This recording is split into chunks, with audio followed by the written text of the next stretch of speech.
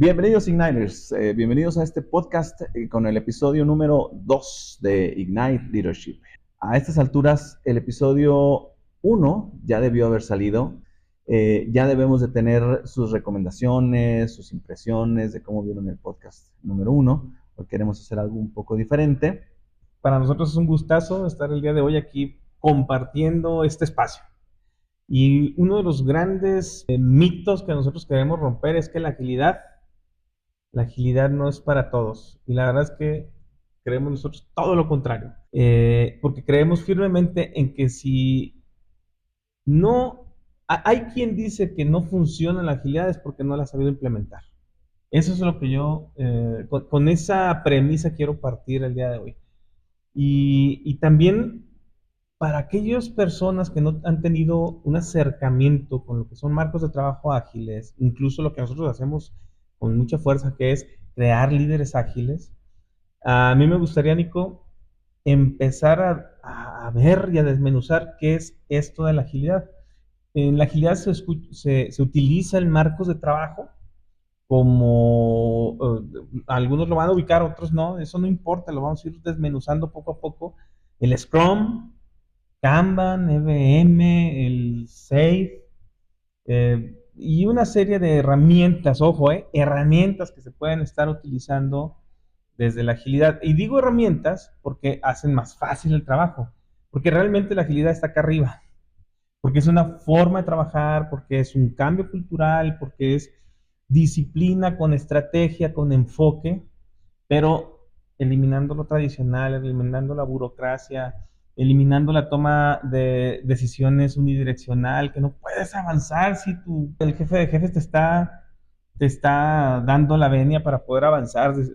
Eso lo queremos ir poco a poco quitando y eliminando de las prácticas que se utilizan actualmente. Pero hoy, en particular, en esta primera parte del podcast, sería padre hablar de una de estas herramientas que se llama Scrum. ¿Sí? Y aprovechando obviamente la experiencia de un Scrum Master que tengo aquí a mi lado, quisiera que habláramos de una manera humana, de una manera más sencilla, qué es un marco de trabajo como de este tipo y en qué nos puede ayudar sobre todo una herramienta como el Scrum.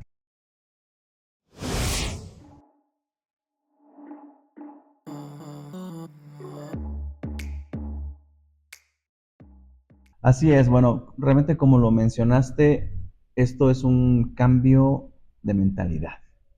Para hablar sobre esto, vamos a complementar incluso, además de Scrum, podemos hablar de Kanban también, ¿no? Que son cosas muy similares, pero con una orientación diferente cada uno. Entonces, hablando específicamente de Scrum. De entrada, Scrum, para entender un poquito la idea, Scrum es una práctica. Si hablamos del deporte del rugby, aunque no le llaman así, pero también en el fútbol americano, cuando los equipos se juntan primero, se hacen una bola de un montón de gente y están viendo ahí qué van a hacer, y entonces llega un momento en que sueltan la pelota y se corre un sprint, ¿no? Esa manera de juntarse y de ver, y si lo vemos un poco más en el fútbol americano, definen cuál va a ser la estrategia para esa siguiente jugada, es lo que se hace en los proyectos en la vida real, por eso se llama Scrum. Entonces, aquí la idea es que nosotros, como un equipo de trabajo, podamos visualizar qué es lo que tenemos enfrente en términos de un proyecto, una asignación fuerte. Originalmente está pensada para proyectos que son complejos y que necesitas desmenuzarlos un poco y poder entregarle valor a tu cliente más rápido. A diferencia de lo que tradicionalmente se utilizaba, que era eh, planear todo un proyecto muy grande, hacer una fase de requerimientos inmensa, una fase de diseño, de desarrollo del producto muy larga y hasta después de mucho tiempo entregar un valor, ¿no? Pues ahora es todo lo contrario, desmenúzale para que le vayas entregando valor a tu cliente. Y esto se hace con una serie de eventos, ceremonias. Primero que nada es sentarte con tu equipo, planear qué es lo que vas a hacer en las siguientes 2 o 3 semanas. En el Scrum te dicen, haz eventos cortos, periodos cortos de 1 a 4 semanas. Lo que es más típico es que vaya entre 2 y 3 semanas. Voy a tratar de agregar un punto importante. ¿De dónde sacas esa planeación de 3 a 4 semanas? Yo lo comparo como con un cesto de pelotas de tenis, vamos a poner, en donde dices, todas estas pelotas, lo metes, son las que voy a utilizar para mi juego, ¿no? Ujú. Son las que necesito para mi juego, o para mi entrenamiento, vamos a ponerle, ¿no? Y entonces, cuando empiezas como a planear esas 3 semanitas, 2 semanas, dependiendo del tamaño y la dimensión del proyecto que vas a tener, lo que haces es, agarro unas cuantas pelotas, 5 o 6, y las paso a este otro canastito más pequeño, y esto es lo que voy a empezar a aplicar en este planning. ¿Sí voy por ahí o me regreso? Sí, sí, sí, exacto. Y bueno, digamos que ese subgrupo de pelotas es lo que vas a utilizar en tu siguiente jugada, que en este caso viene siendo en tu siguiente sprint, ¿no? En el camino puede ser que se te pierdan pelotas, puede ser que necesites agregar una pelota más y se puede hacer. Aquí se habla de la flexibilidad, de ser adaptables, pero ya en un momento dado lo que tú dijiste es de todo este listado que se llama Product Backlog, que yo tengo por hacer, que a lo mejor me va a tomar 3 meses, 6 meses, un año en terminar. Este pequeño subgrupo es lo que voy a hacer en las siguientes 2 semanas. Cuando ya esto se vuelve más rutinario y se vuelve más orgánico, incluso puedes planear, esto es lo que voy a hacer en las siguientes 2 semanas, y luego esto otro lo voy a hacer en las otras 2 semanas, y así puedes planear a lo mejor hasta 2 sprints adelante, ¿no? Y bueno, el equipo decide qué es lo que va a hacer en las siguientes 2 semanas, lo empieza a ejecutar, hay que estar revisando diariamente, hay una ceremonia que se llama el Daily Stand-Up o Daily Scrum, pero el chiste es que todos los días te juntes a revisar el progreso y a sincronizarte. Y aquí es donde yo identifico una de los grandes beneficios de meter herramientas ágiles. Que al ser colaborativas, la comunicación se da de manera orgánica, se da solita. Y eso lo digo porque nosotros vivimos esa transformación, ¿no? En algún tiempo, como todos, como muchos de nosotros, hemos trabajado con marcos más, o más bien con metodologías muy tradicionales, con un liderazgo muy tradicional, ¿sí? Y donde incluso la comunicación la haces en un aviso único y de ahí para abajo a ver cómo llega hasta la última persona que tiene que estar ejecutando. Normalmente es un teléfono descompuesto. Cuando yo hablo de que la comunicación se da de manera orgánica en esto es porque diario sabemos qué estamos haciendo todos. Y no solo eso, si necesitamos algo en particular, ¿sí? Entonces, Uh-huh. la comunicación fluye, una, en todos sentidos, y dos, de manera natural. Ahora, ahí se da el primer choque cultural con lo tradicional, Mm. porque lo primero es, ¿vamos a tener junta todos los días? Porque estamos acostumbrados a que las juntas son de 1 hora, de hora y media. Entonces, el primer tema es, estos deben de ser de 15 a 20 minutos. Y el segundo tema ahí es, no es una junta de estatus. No es para decirle a mi jefe lo que estoy haciendo.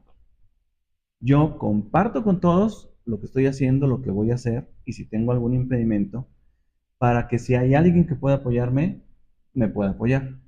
Y otro punto padre ahí es, no es una junta en la que vas a decir cómo hiciste, ¿no? Exacto. Porque ahí es donde perdemos el tiempo, ¿no? El punto es, ahorita es, vamos sincronizándonos. Estoy haciendo esto, voy a hacer esto, y si necesito algo en particular para poder liberar, ¿no? Por eso acá en agilidad le llamamos líderes de servicio. Algo que podamos ir limpiando para poder yo llegar a mi objetivo. Ni siquiera es mi objetivo, ¿eh? Es el objetivo del equipo y del sprint.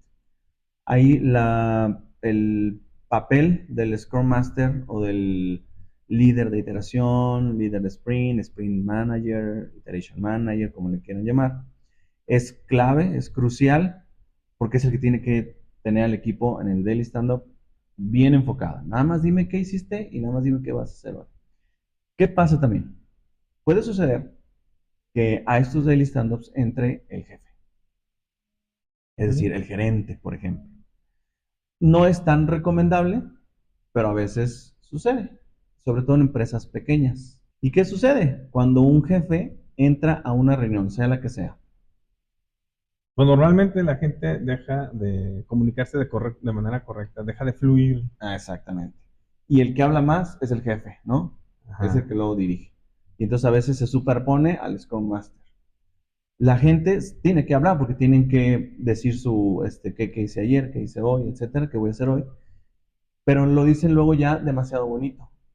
Y tienden a no decir si se equivocaron, si hubo fallas, si no han avanzado, porque está ahí el jefe, ¿no? ¿Qué significa esto? ¿Que el jefe nunca tiene que estar? No, puede estar. Lo que tiene que suceder es que haya una cultura en la organización de confianza, de transparencia, que Claro. venga desde arriba. Bueno, y con esto vas controlando, vas sabiendo rápido qué está sucediendo, qué no está pasando, qué tenemos que ajustar. Y al final de este periodo llega un momento en que suceden dos cosas. Una, yo hago una revisión de lo que hice, el sprint review, que le muestro a los stakeholders del proyecto, que pueden estar mis clientes. En esta revisión yo muestro lo que hice. Si soy una empresa de desarrollo de software, puedo hacer una demo, ¿no? Así es como se va a ver, esto ya funciona y obtienes retroalimentación, tanto de personas externas al proyecto, pero que están relacionadas, como incluso internas, ¿no? Porque puede ser que en el momento también te des cuenta de algo que podría haberse hecho o de hecho de diferente manera. Hay retroalimentación, ¿sí? Que te va a servir para el siguiente sprint, pero te va a servir también para validar que lo que estás haciendo esté bien, ¿no? Sí.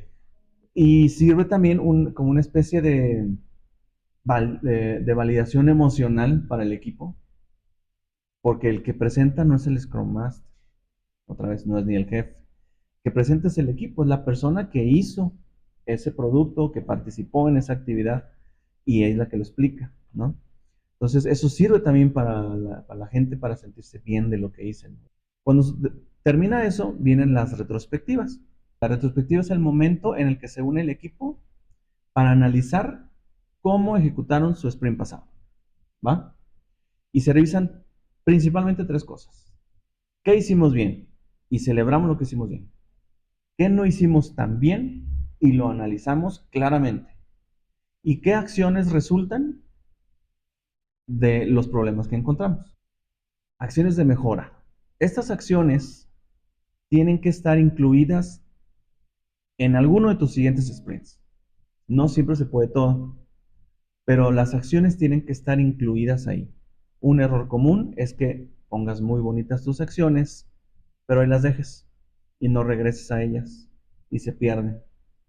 Entonces, yo soy ágil porque hago mis retrospectivas. Pues sí, pero la retrospectiva no es una junta nada más, no es una reunión, es identificar cómo mejorar y luego que eso Motivar a la dispare acción. acciones realmente. Exacto. Ahí es donde a mí me empezó a enganchar precisamente, fíjate, la actividad. Porque una reunión de este tipo se hace súper eficiente, que aparte tiene un impacto súper positivo en el equipo, ¿no? Porque celebras, por un lado, pero por otro lado aprendes, Ujú. ¿no? Incluso, pues, una de las máximas de la agilidad es aprender del error positivo. Equivócate mucho, pero recupérate pronto y aprende de ese error, ¿no? Si vuelves a Exacto. estar teniendo el mismo problema continuamente, no aprendiste el error. Pero lo interesante de esto es, favorece el error positivo. ¿Y qué pasa normalmente en los marcos de trabajo que no son ágiles, ¿no? Castigamos el error. Así es. ¿Sí? Y castigar el error es limitar la capacidad de innovación incluso de los equipos. Y no solo a innovación, le impactas a la confianza y le impactas al ambiente de trabajo. El otro punto es, como tú decías, no castigar, ¿no? En el momento en que ponemos el problema ahí en la pared o ahí en el mural, eso significa que lo vamos a resolver. Es un problema de nuestro proceso. No es el problema de una persona. No es para ponerle dedo, no es para ahí, ¿cómo se dice? Ponerlo en el spot, ¿no? Y realmente son estas cosas las que hacen que cuando estás en medio de un sprint, lo que mencionabas hace rato, la gente diga, ah, yo te ayudo, ah, yo sé de esto, yo puedo aportar aquí. Porque ya se conjunta todo esto y se genera un ambiente de hacer las cosas mejor cada vez. De que hay un foro en el que también puedo celebrar y también puedo pedir ayuda, ¿no? Y eso se da cuando estás en los stand-ups y, o sea, que es donde hay más interacción, ¿no? Que la gente trae ese chip y las cosas van saliendo. Yo sé que hay mucha gente que no lo ve, mucha gente que dice, es que no funciona, ¿no? Que considera a sus equipos de trabajo como personas que a las que tienes que estar correteando, a las que tienes que tener apretadas, porque si no, tú les das la mano y se toman el pie, ¿no? Tiene uno que empezar desde ver cómo yo ofrezco un mejor ambiente de trabajo, un mejor proceso de trabajo.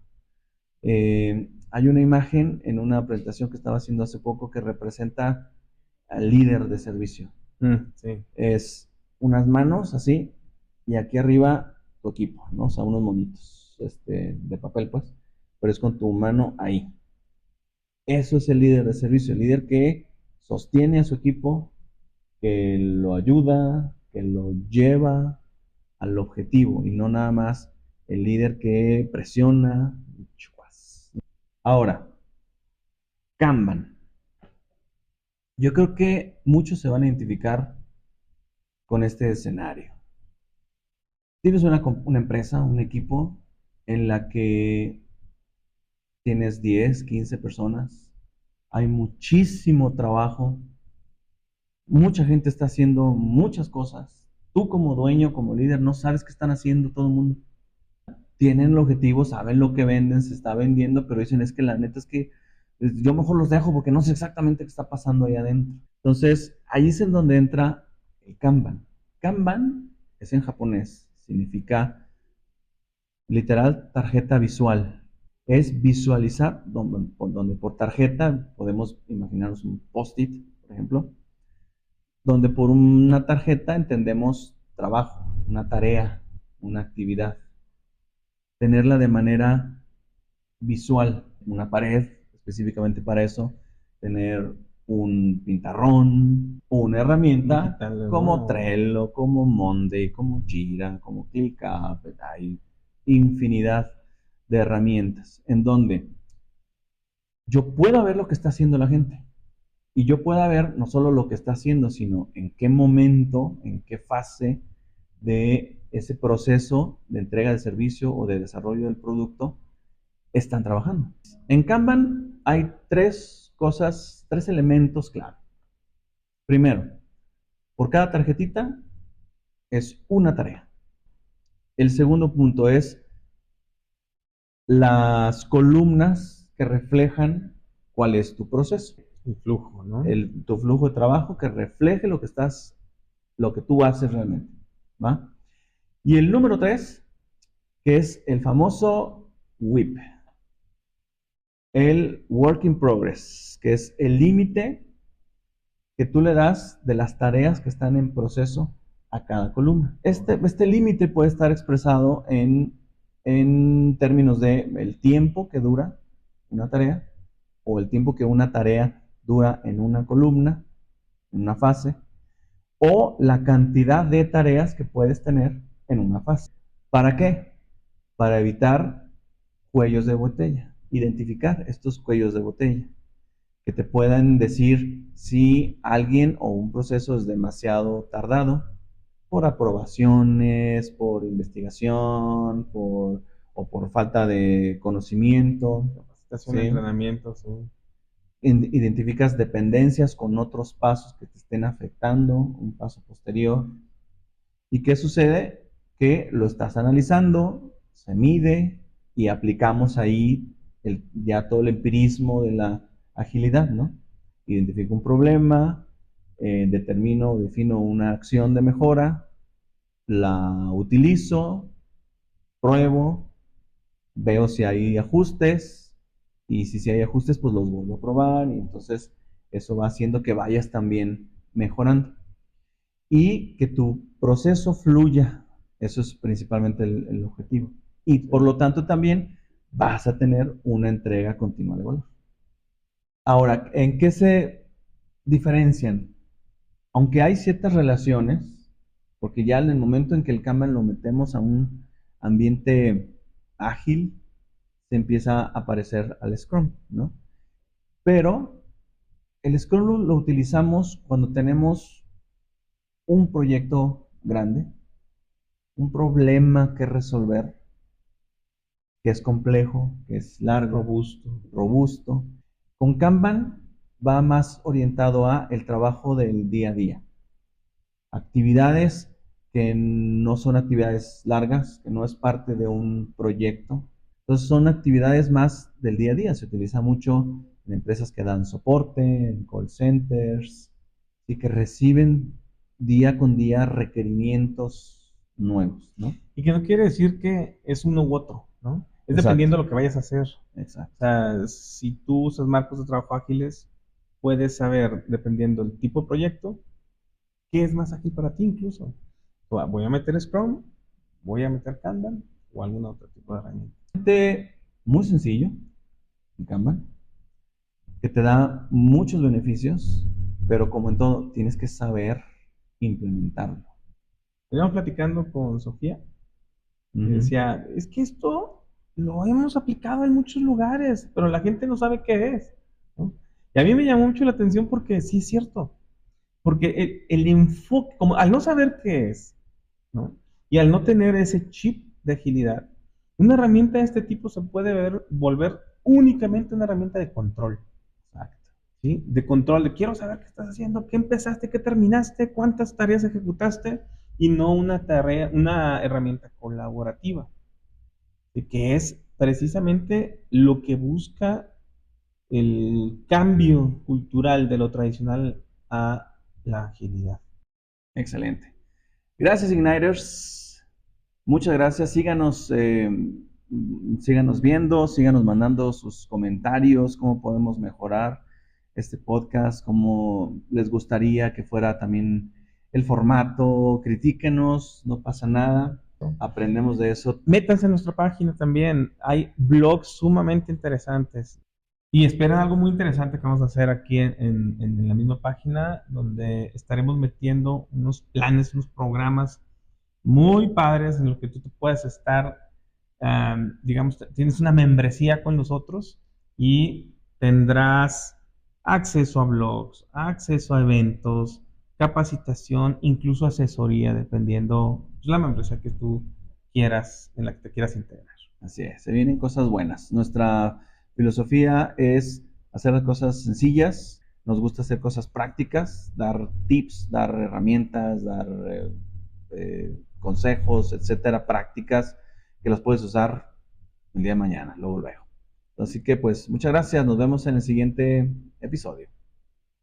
Somos Ignite Leadership y en Ignite Leadership se enciende el liderazgo. Ah, eso me gusta, otra vez. Otra vez, sí. Yo digo, somos Ignite Leadership y tú dices, y en Ignite Leadership se enciende el liderazgo. Los dos se encienden el liderazgo. Ok. Somos Ignite Leadership. Y en Ignite Leadership se enciende el liderazgo.